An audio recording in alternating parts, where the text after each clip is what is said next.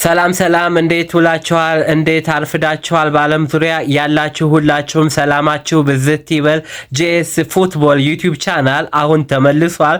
ጄኤስ ዩቲዩብ ቻናልን ሰብስክራይብ፣ ላይክ፣ ሼር፣ ኮመንት ሀሳብ አስተያየታችሁን ላይክ መጻፍና ሰብስክራይብ ማድረጋችሁን እንዳትረሱ በትህትና እጠይቃለሁ። ለሌሎችም እንዲደርስ እያበረታታችሁኝ እየደገፋችሁኝ ሁላችሁም ሰብስክራይብ እና ኮመንት ሀሳባችሁን ላይክ ስታደርጉ ለሌሎቹ ሁሉም ይደርሳል።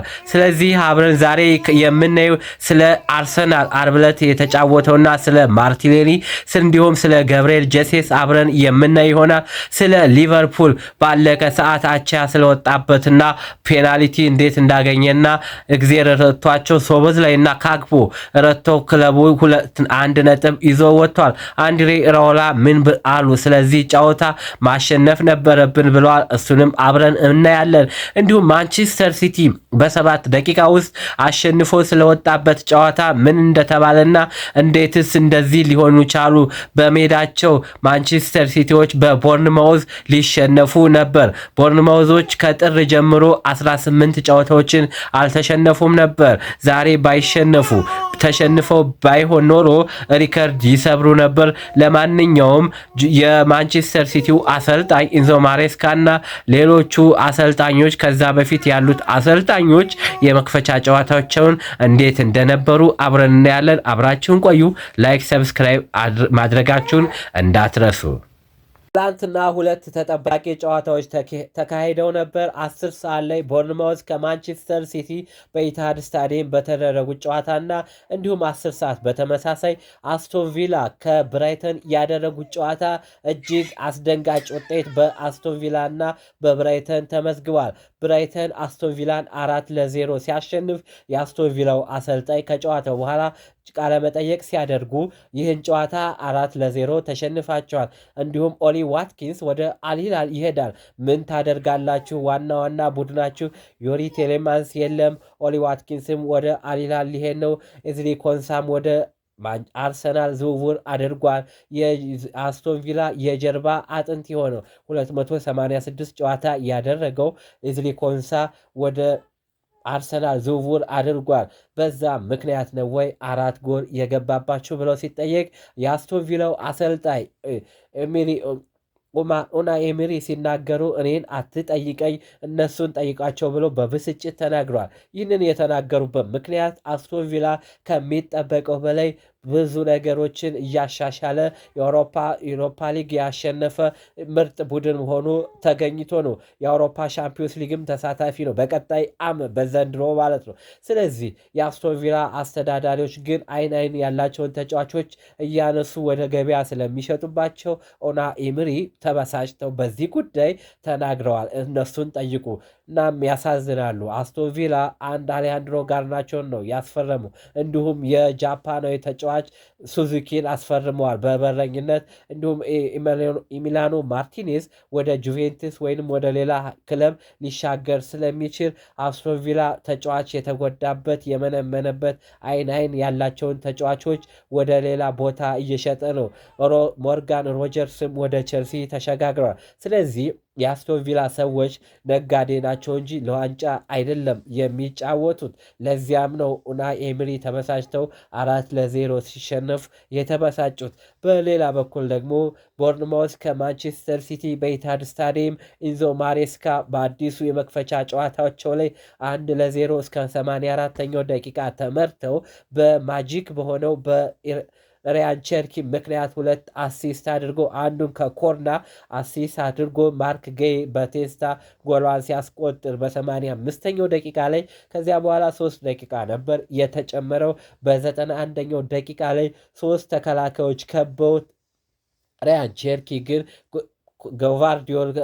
ለገቫርዲዮል አሳልፎ ሲሰጠው ጎሏን ካስቆጠረ በኋላ ኦፍሳይድ ነበረች። ግን በቫር ቼክ ስትደረግ ኦፍሳይድ እንዳልሆነች እና ማንቸስተር ሲቲ የማሸነፊያውን ጎል አግኝቶ ማንቸስተር ሲቲ ባለቀ ሰዓት በ7 ደቂቃ ውስጥ ባልሞላ ውስጥ ከጭንቅ ወጥተዋል። ኢንዞ ማሬስካም አሸንፈዋል። 2-1 የመክፈቻ ጨዋታቸውን አሸንፈዋል። እንዲሁም ኢንዞ ማሬስካ ሮድሪን በማርክ ጌይ ተክተው ቦታ ልምምድ አድርገው ነበር። እንዲሁም ኒኮ ኦራይሊ በግራ ክንፍ 10 ቁጥር አሰልፈውት ነበር። ይህ ውጤታማ ሳይሆን ቀርቶ ጃክ ግሪሊሽ ተቀይሮ ሪያን ቸርኪ ከተቀየረ በኋላ ጨዋታው ተቀይሯል ማለት ነው።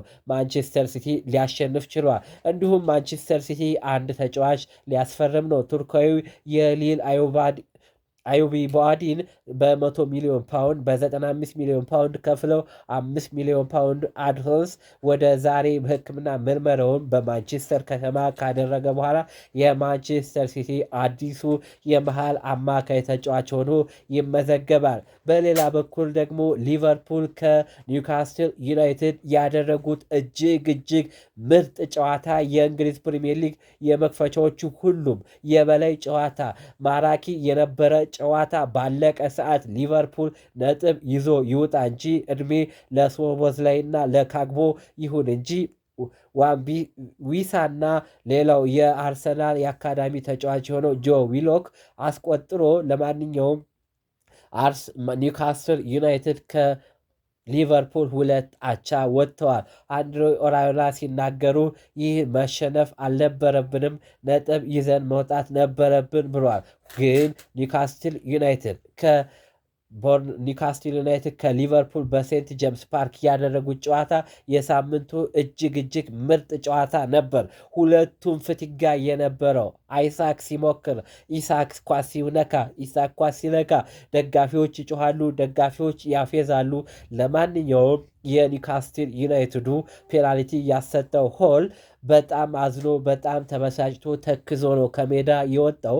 የሳምንቱ እጅግ ምርጥ ጨዋታ የነበረው ኒውካስትል ዩናይትድ ከሊቨርፑል ነበር። እንዴት አያችሁት ያንን ጨዋታ? ሀሳብ አስተያየታችሁን ኮመንት ላይ አስቀምጡልኝ። የአርሰናሉ የግራ ክንፍ ተጫዋች የሆነው ገብርኤል ማርቲኔሊ በብዙ ጊዜ አርሰናል ሲጨንቀው ሲጠበው ማርቲኔሊን እንደ አማራጭ አድርጎ ሚካኤል አርቴታ ተጠቅሞበታልም አሳድጎታልም ከጭንቅም አስወጥቶታል። ሆኖም ግን በኮሚኒቲ ሺልድ ከማንቸስተር ሲቲ ጋር 3-0 ባሸነፉበት ጨዋታ ኮሚኒቲ ሺልድ ላይ ኦቨር ቤንች ነው ያደረገው ገብርኤል ማርቲኔሊን። በሌላ በኩል ገብርኤል ጀሰስም ኦቨር ቤንች፣ ፋቢያን ቬራም ኦቨር ቤንች ነው። ዋናው ጉዳያችን ገብርኤል ማርቲኔሊ ነው እና ገብርኤል ማርቲኔሊን ብራዚላዊ ወጣት ተጫዋች ኦቨር ቤንች አድርጎት ከዚያ በመቀጠል በመክፈቻው የእንግሊዝ ፕሪሚየር ሊግ አርብ ዕለት በተደረገው ምሽት 4 ሰዓት ላይ ከኮቨንትሪ ጋር ባደረጉት ጨዋታ ላይ እዚያም ላይ ገብርኤል ማርቲኔሊ አልተገኘም። ስለዚህ አርሰናል እንደዚህ አይነት ተጫዋችን ማንገላታት ውለታ መርሳት ይመስላል። ስለዚህ ውለታ መርሳት የለበትም። ሚካኤል አርቴታ ሲጨንቀው ተባብሮታል፣ ሲጨንቀው አግዞታል። ስለዚህ ደግሞ ሚስቱን ፍቅረኛውን አገሩን ትቶ ከስፖርቲንግ ሊዝበን ተጣልቶ ወደ አርሰናል ዝውውር ያደረገው ቪክተር ዮከሬሽም ቤንች ላይ ነበር ለኮቨንትሪ ጨዋታ ላይ። ሚካኤል አርቴታ ምንም ሸም አያውቅም። በቃ ከፈለገ ያደርጋል። ግን ለምንድነው ኦቨር ቤንች ያደረግከው ተብሎ ተጠየቀ ገብርኤል ማርቲኔሊ። እኔ ያደረግኩበት ምክንያት በዕለቱ የሚጠይቀው ተጫዋች 20 ስለሆነ ወደፊት ግን 18 ስለሆነ ወደፊት ግን 20 ተጫዋች እንዲጠቃለል በዕለቱ ውድድር ላይ ጠይቀናል። ለዚያ ነው የምፈልጋቸውን ፊዚካል ፊትነሳቸው የተሻሻሉትን ለቤንች አዘጋጅቻለሁ። ገብርኤል ማርቲኔሊ፣ ገብርኤል ጀሰስ፣ ኤሪስ ኔልሰን፣ ፋቢያን ቬራ ያሉ ተጫዋቾች ፊትነሳቸው ልክ ስላልሆነ ኦቨር ቤንች አድርጊያቸዋለሁ አለ። ግን ጉዳዩ ሌላ ነው። ምክንያቱም ገብርኤል ማርቲኔሊ ወደ ጋላታሳራይ መሄድ ትፈልጋለህ ሲሉት ወደ ቱርኩ ክለብ ጋላታሳራይ አርሰናሎች ሊሸጡት ነበር እንደ አንድሬ ቤርታ። ሆኖም ግን ገብርኤል ማርቲኔሊ ወደ ጋላታሳራይ አልሄድም፣ ከቶፕ 5 የሊጎች ውስጥ ካልሆነ ወደ ቱርክ አልሄድም ሲል ተናግሯል ገብርኤል ማርቲኔሊ። በዛ ምክንያት ኦቨር ቤንች አድርጎታል ተብሎ ይወራል። በሌላ በኩል ግን አልሂላል ገብርኤል ማርቲኔሊ ለመግዛት ፍላጎት እንዳሳየና 60 ሚሊዮን ፓውንድ የመክፈል አቅም እንዳለው ተገልጿል። ስለዚህ ገብርኤል ማርቲኔሊ ደግሞ ወደ አልሂላል ለመሄድ ፍቃደኛ ነኝ ሲል ገብርኤል ማርቲኔሊ ተናግሯል። ገብርኤል ማርቲኔሊ ወደ አልሂላል የሚሄድበት ምክንያት ከጋላታሳራይ የተሻለ ደሞዝ፣ የተሻለ ክፍያ፣ የተሻለ ቦነስ ስላለው ከሄድኩ አይቀር ፕሪሚየር ሊጉ ካልተጫወትክ፣ ቶፕ 5 ሊጎች ውስጥ ካልተጫወትክ አልሂላል ሄጄ ገንዘብ ማግኘት አለብኝ ብሎ ስለወሰነ ወደ አልሂላል ለመሄድ ወስኗል። ስለዚህ ደግሞ ገብርኤል ማርቲኔሊ አዲሱ የአልሂላል ተጫዋች ለመሆን ተቃርቧል። አያይዞ ኦሊ ዋትኪንስንም ከአስቶን ቪላ ለማስፈረም አልሂላሎች ንግግር እንደጀመሩና ሁለቱንም ከእንግሊዝ ፕሪሚየር ሊግ ለማስፈረም ንግግር እንደጀመሩ ተዘግቧል። በሌላ በኩል ገብርኤል ማርቲኔሊ በአርሰናል ቤት 1 ዓመት ኮንትራት ነው የሚቀረው። እንዲሁም ደግሞ የ12 ወር ጭማሪ የማስፈረም መብት አለው አርሰናል። ስለዚህ አርሰናል ገብርኤል ማርቲኔሊ ስለማይፈልግ ገብርኤል ማርቲኔሊ ሸጦ የአትሌቲኮ ማድሪዱን ከአትሌቲኮ ማድሪድ ጋር ጸብ የፈጠረውን ሁሊያን አልቫሬዝን ለማስፈረም ንግግር ጀምሯል። ሁሊያን አልቫሬዝ ግን ወደ ባርሴሎናና ባርሴሎና የልጅነት ህልሜ ክለብ ነው መሄድ የምፈልገው ሲል ሁሊያን አልቫሬዝ ተናግሯል። ሁሊያን አልቫሬዝ እዛው ስፔን ቢቀር ምክንያቱም ጠቃሚ ነው። ስፓኒሽኛ ስለሚናገሩ ወደ እንግሊዝ ከሚመለስ እዛው ወደ ስፔን ላሊጋ ባርሴሎና መቆየት ነው የሚፈልገው። ባርሴሎናዎች ደግሞ 9 ቁጥር አጥቂ የላቸው። ፌራን ቶሬስ ወደ ፒኤስጂ ሄዶ ፒኤስጂም 2 ጎል አስቆጥሯል። በመጀመሪያው ጨዋታ ላይ ተቀይሮ በመግባት 2 ጎሎችን በማስቆጠር ፒኤስጂ አቻ ወጥቶ ፒኤስጂዎችን ታድጓቸዋል። በሌላ በኩል ሮበርት ሌዋንዶስኪ ወደ አሜሪካ ሜጀር ሊግ ሶከር ሄዷል። በእድሜ ምክንያት ከባርሴሎና ጋር በጋራ ስምምነት ተለያይቷል። ስለዚህ ጁሊያን አልቫሬዝን ባርሴሎና ማስፈረም ይፈልግ ነበር። አትሌቲኮ ማድሪዶች ግን ባርሴሎና አንሸጥም፣ መሄድ ከፈለግ ወደ እንግሊዝ ፕሪሚየር ሊግ መሄድ ትችላለህ ብለውታል። ስለዚህ ይህንን ደግሞ የመግዛት አቅም ያለው አርሰናል ነው። አርሰናል ሲገዛው ለቪኒሲየስ ጁኒየር ይህ ያስፈርመዋል ተብሎ የተጠበቀው 150 ሚሊዮን ፓውንድ ስላለው ምንም ስላልተነካ ወደ አትሌቲኮ ማድሪድ ፊቱን አዙሮ ትኩረቱን ሁሊያን አልቫሬዝን ማስፈረም ይፈልጋል። ሆኖም ሁሊያን አልቫሬዝ ወደ እንግሊዝ ፕሪሚየር ሊግ የመመለስ ፍላጎት አለው ወይ የሚለው ትልቁ ጥያቄ ነው። እሱና እሱ ከወኪሎቹ ጋር በቀደም ከለንደን ተገናኝተው ሁሊያን አልቫሬዝ መቼና መቼ ትኩረት እንዲያደርጉ ሁሊያን አልቫሬዝ ወደ እንግሊዝ የመመለስ ፍላጎት እንዳለው እያጣራ ነው አርሰናል። ምክንያቱም ቱርካዊ የጁቬንቱስ አጥቂ ይልዲዝን ለማስፈረም ፈልጎ ነበር። ይልዲዝ ግን ወደ አርሰናል የመዘዋወር ፍላጎት ቢኖረውም ጁቬንቱስ ግን የመሸጥ እቅድ ስለሌላቸው ሁሊያን አልቫሬዝን የማስፈረም ፍላጎት አላቸው። የአስቶን ቪላውን ሞርጋን ሮጀርስንም ለማስፈረም ፍላጎት ነበራቸው። ሆኖም አርሰናሎች ባለመክፈላቸው ምክንያት ወደ ቼልሲ ዝውውር አድርጓል።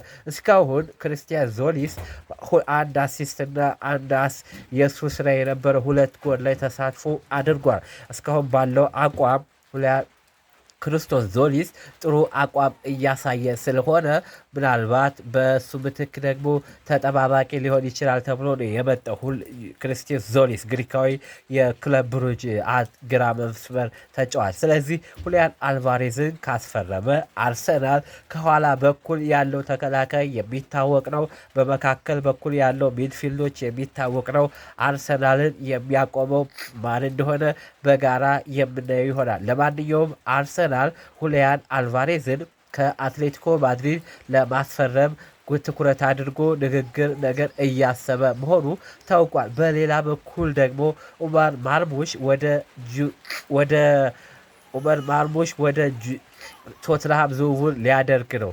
ቶትንሃም ዝውውር ሊያደርግና በውሰት ወደ ቶትንሃም ሄዶ ቀጣይ ዓመት በ50 ሚሊዮን ፓውንድ የመግዛት ግዴታ ባለው ማርሙሽ ወደ ቶትንሃም የለንደኑ ክለብ ቶትንሃም ሊፈርም ነው። ሳቪንሆም ወደ ቶትንሃም ከማንቸስተር ሲቲ ለቋል። ስለዚህ ደግሞ ማንቸስተር ሲቲ የመሃል አማካዩ ቱርካዊ የሊሉን ተጫዋች አዮብ አቦዲን ለማስፈረም በ100 ሚሊዮን ፓውንድ ለማስፈረም ስምምነት አድርጓል። ከሊል ወደ ማንቸስተር ከተማ ጉዞ አድርጎ ዛሬ የሕክምና ምርመራውን ካደረገ በኋላ አዲሱ የማንቸስተር ሲቲ ተጫዋች ይሆናል።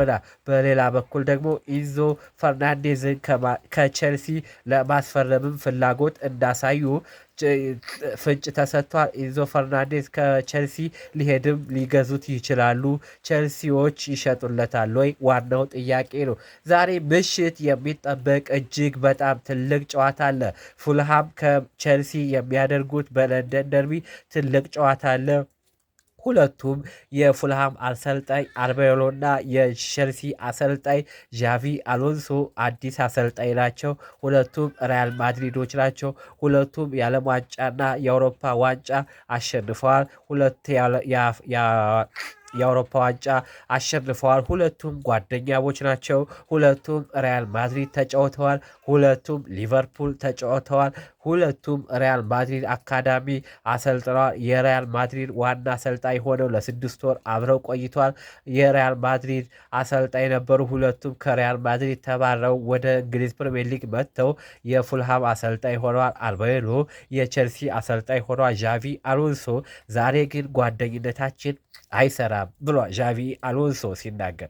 ዣቪ አሎንሶ ሲናገር ዛሬ ስራና ስራችንን ነው የምንመለከተው እንጂ ስለ ጓደኝነታችን አይመለከተንም፣ እሱ ሌላ ጉዳይ ነው ሲል ዣቪ አሎንሶ ተናግሯል። ለማንኛውም ዛሬ 4 ሰዓት ላይ ቼልሲ ከፉልሃም የሚያደርጉት ጨዋታ ምሽት የእንግሊዝ ፕሪሚየር ሊግ የሳምንቱ መጨረሻ ጨዋታ የሚጠበቅ ይሆናል። ማን የሚያሸንፍ ይመስላችኋል? ሀሳብ አስተያየታችሁን ኮመንት ላይ አስቀምጡልኝ። ቤቱን ላይክ፣ ሰብስክራይብ ማድረጋችሁን እንዳትረሱ።